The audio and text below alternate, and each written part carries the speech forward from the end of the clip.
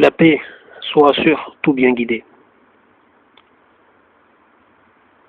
Je vais essayer de partager une compréhension sur les djinns et la possession, sur ces choses-là. Je sais que c'est quelque chose qui intéresse beaucoup de gens. Bon, il y a des gens qui y croient, il y a des gens qui n'y croient pas, puis bon, il y a des gens qui sont dans le doute.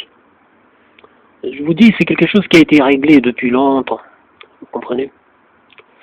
Mais bon, les gens ne prêtent juste pas attention.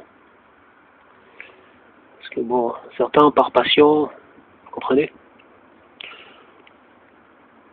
La hawla wa la quwwata illa billahi al-aliyyil azim. Je vous dis, personnellement, lorsque j'étais adolescent, bon, gamin,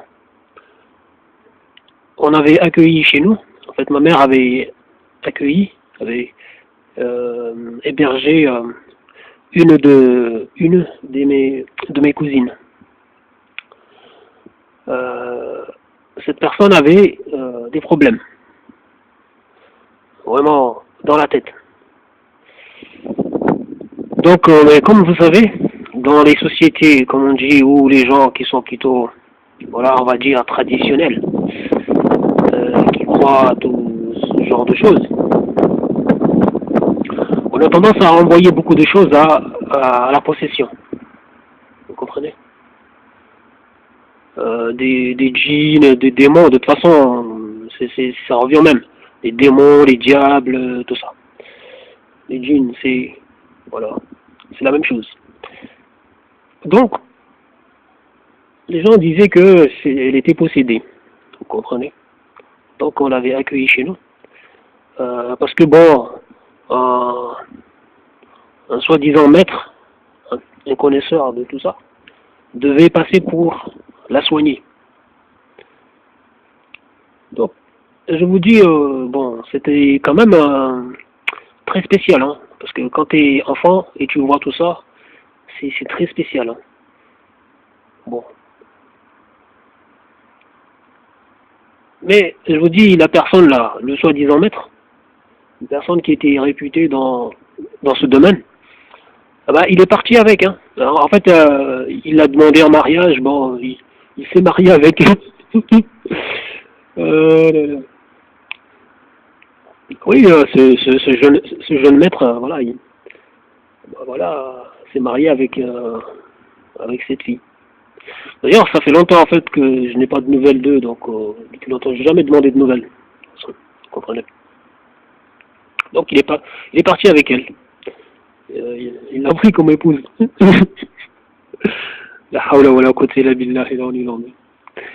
Donc bon, bref, je vous dis ce sujet.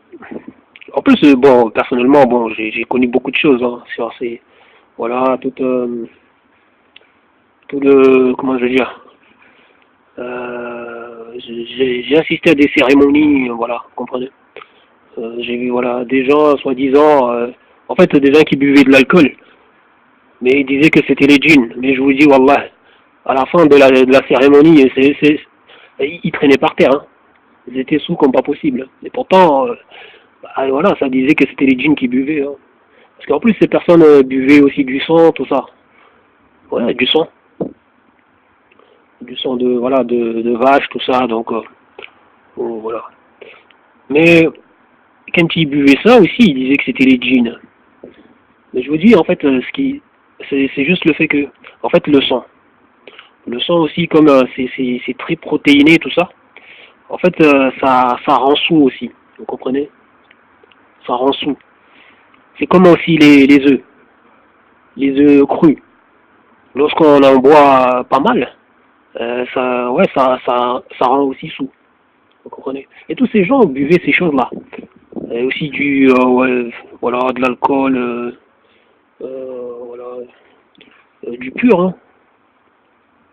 Donc, et tous ces gens se cachaient derrière, soi-disant,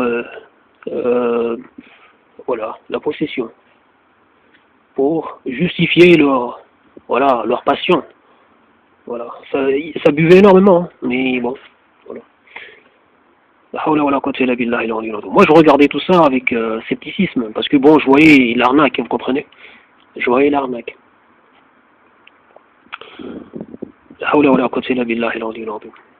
Donc, mais bon, pas besoin de vous raconter beaucoup de choses que j'ai observées hein, quand j'étais euh, adolescent.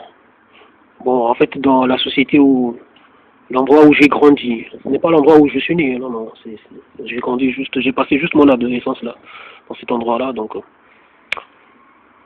Et je vous dis par rapport justement à tout ça, les choses sont claires dans le livre d'Allah Tabaraka wa Ta'ala.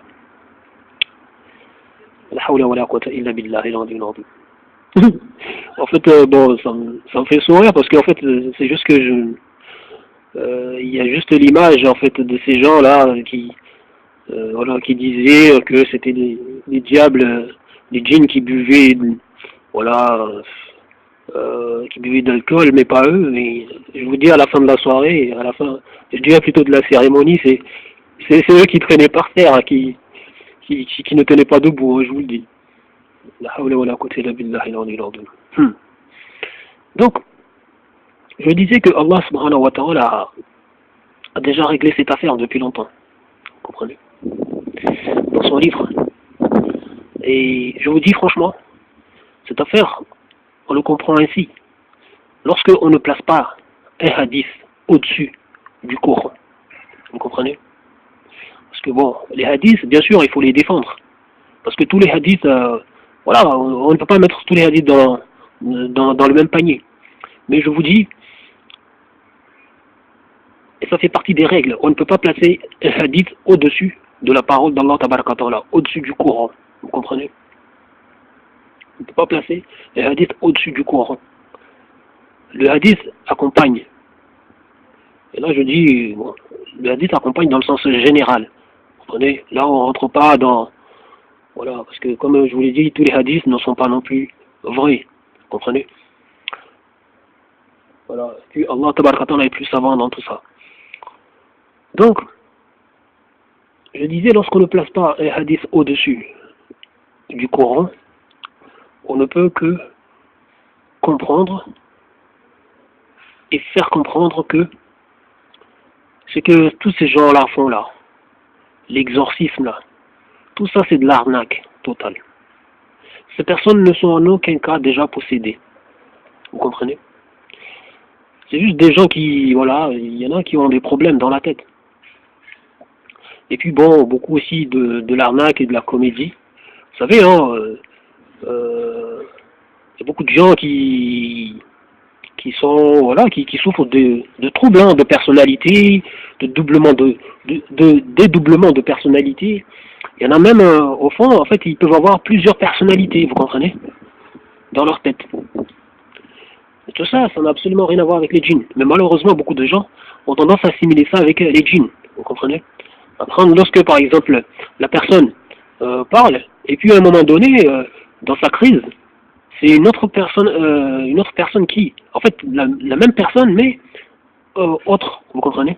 C'est-à-dire une autre, comme si, je dirais, bon, de toute façon, je crois que, bon, vous comprenez un peu ce que j'essaie de vous dire.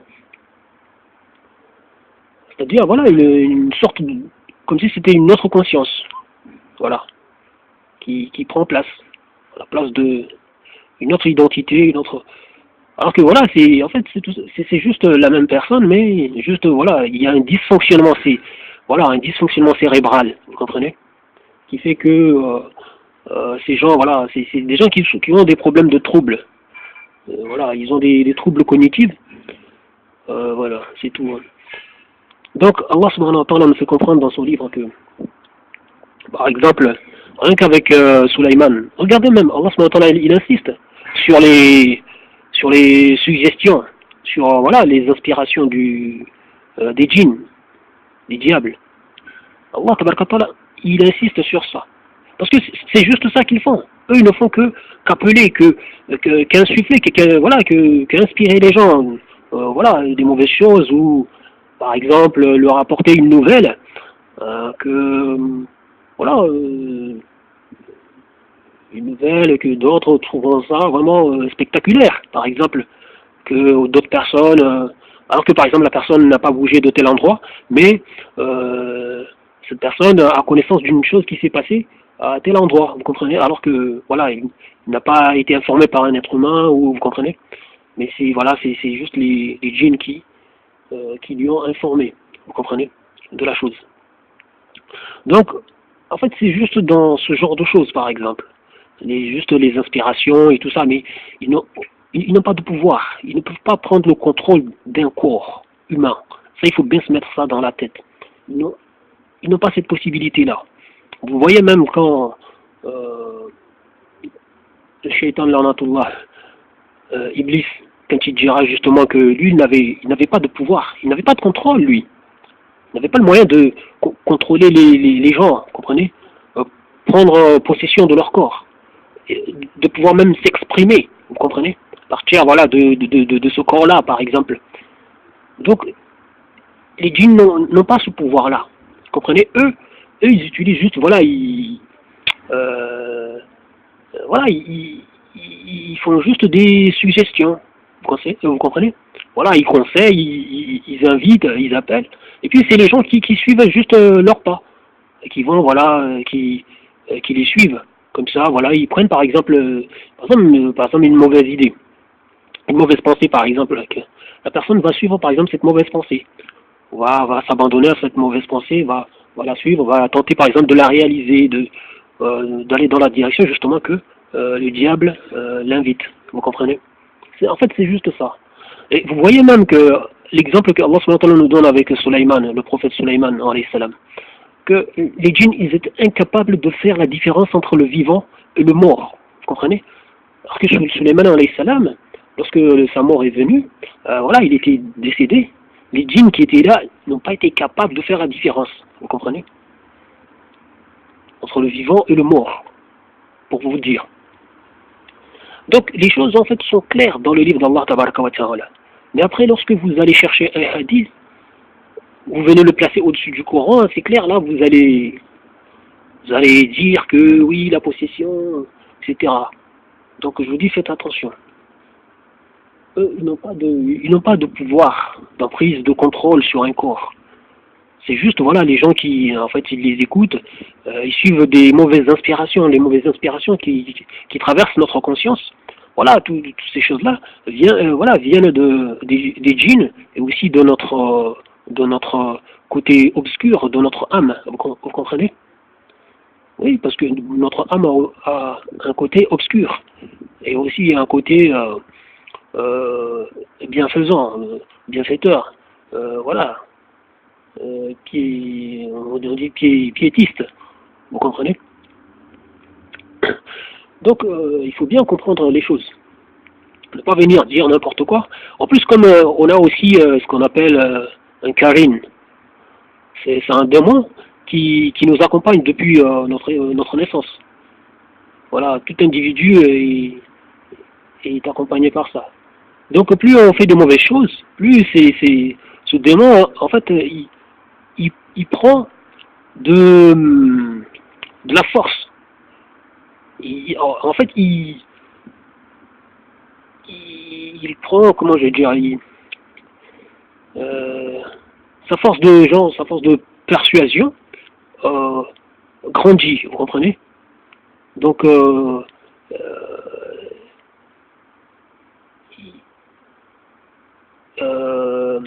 il lui sera plus facile en fait de nous suggérer des mauvaises choses plus facilement, vous comprenez? En fait, plus on abonde vers des mauvaises choses, plus sa force augmente, vous comprenez? Mais ça ne veut pas dire que il a une emprise, qu'il peut contrôler notre corps. Non, non, pas du tout. En aucun cas. Nous, en fait, les gens ne font que suivre les suggestions, les waswas, vous comprenez? Les waswas de tout ça. Donc il ne faut pas se laisser avoir et ne soyez pas impressionnés par tous ces gens-là qui viennent là, faire soi-disant, ils sont possédés. Je vous dis, il y a des gens, ils tombent sur des gens qui sont encore plus fous qu'eux, ou les gens peuvent s'arranger facilement. J'ai vu des cas, voilà. Et puis comme je vous l'ai dit, il y a des gens qui ont vraiment des problèmes dans la tête. Au lieu d'aller voir des gens qui sont spécialisés, qui sont, voilà, pour déceler leurs troubles, tout ça. Ils vont voir des gens qui vont leur parler de djinns, leur dire que c'est les djinns qui ont... Bien sûr, les djinns, ils peuvent profiter de cette faiblesse-là, de cette partie-là où les gens, voilà, ils n'ont pas, je dirais, voilà, où les gens, voilà, ils ont un dysfonctionnement cérébral, ils peuvent jouer sur ça. Ils peuvent jouer sur ça pour, voilà, entraîner la personne dans des délires complètement, vous comprenez? Mais sans en voir le contrôle. C'est la personne elle-même qui se laisse emporter dans des délires. Vous comprenez? Par un stimulus, par qui est par rapport, imaginons une personne quand elle voit par exemple quelque chose, un objet, et cet objet fait jaillir dans sa tête un souvenir, et ce souvenir-là va activer par exemple tel geste. C'est comme une personne qui est, comme on dit, genre folle. La personne, par exemple, avait subi un choc à une époque, un choc traumatique, et à chaque fois, par exemple, et ce choc-là était survenu au moment où il faisait, par exemple, il lançait un objet. Il lançait un objet. Donc, au moment où, je dirais, un stimulus survient, quelque chose qui va stimuler, qui va réveiller justement ce geste, la personne va être là, par exemple, à faire le geste du lancer. Par exemple, va se mettre à lancer quelque chose. Vous comprenez? Alors que la personne n'a rien dans la main, en fait, mais au fond, cette personne-là croit justement, en fait, et c'est comme si elle est retournée à l'époque du choc, vous comprenez? Le réel, ce qu'il y a, le présent, en fait, la personne est déconnectée du présent, vous comprenez? La personne est là, par exemple, à faire comme si elle lance l'objet. Et vous qui êtes à côté, vous vous dites, mais qu'est-ce qu'il fait? Mais c'est quoi, mais qu'est-ce qu'elle est en train de faire? C'est pas normal. Donc vous la voyez en train de toujours avec son mouvement, jusqu'à être fatigué par exemple, jusqu'à être épuisé totalement. Vous comprenez? Donc la personne sera là à répéter le mouvement sans arrêt, jusqu'à ce que par exemple quelque chose vienne interrompre, en fait couper, sortir la personne euh, de cette affaire-là. Vous comprenez?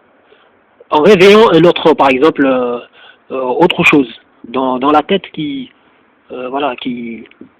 Je ne sais pas si vous arrivez à me suivre. Hein, bon, bref. Donc, un objet, voilà, que la personne peut observer, ou un événement peut stimuler quelque chose dans la tête qui va faire réagir, voilà, telle chose, vous comprenez?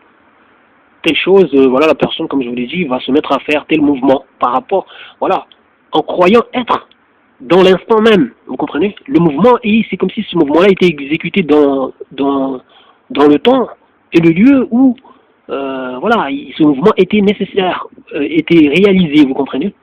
À juste raison, ou vous comprenez?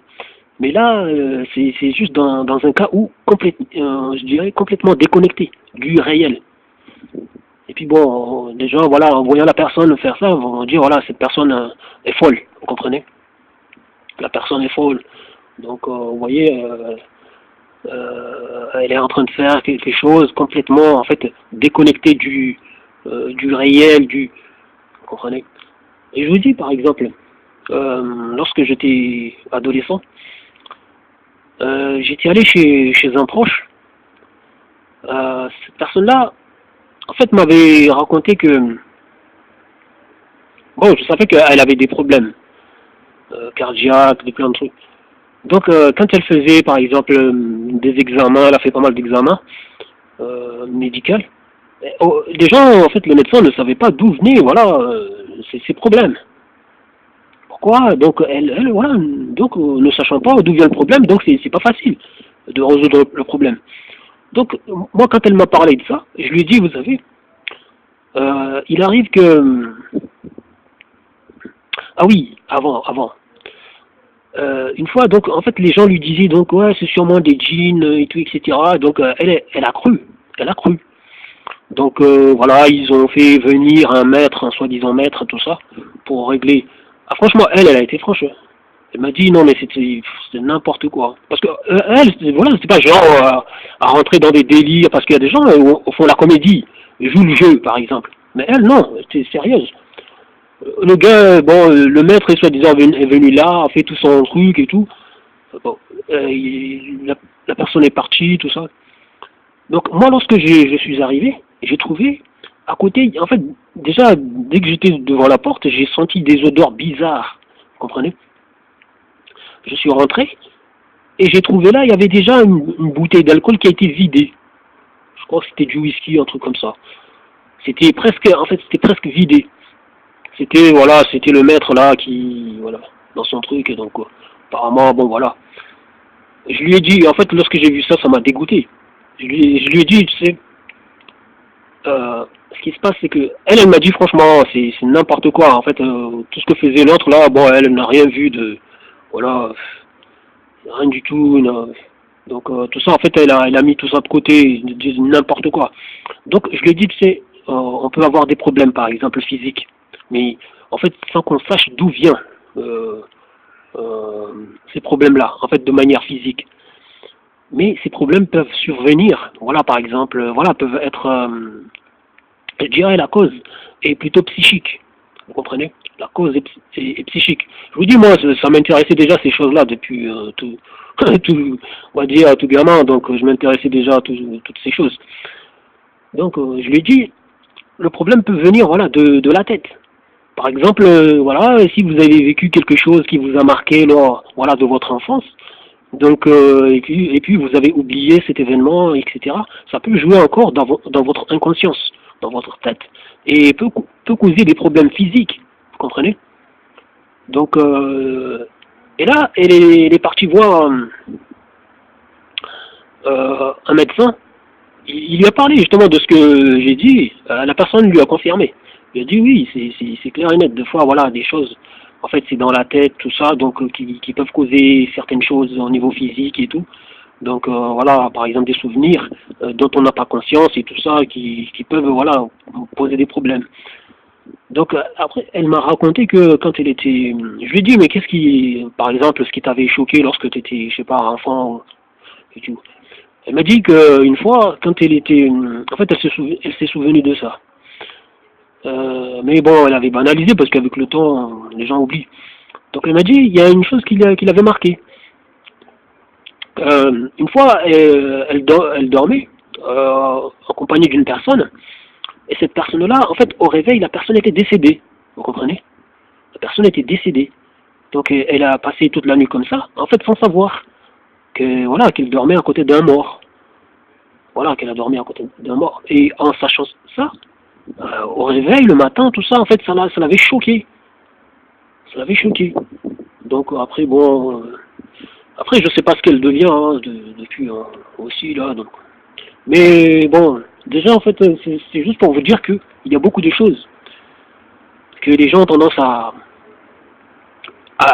les mettre sur le dos des djinns.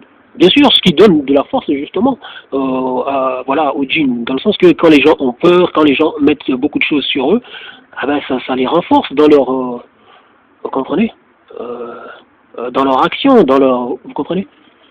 Donc, la hawla wa la quwwata illa billah il azim. Et je vous dis franchement, il y a des gens qui ont des problèmes de double personnalité, wallah.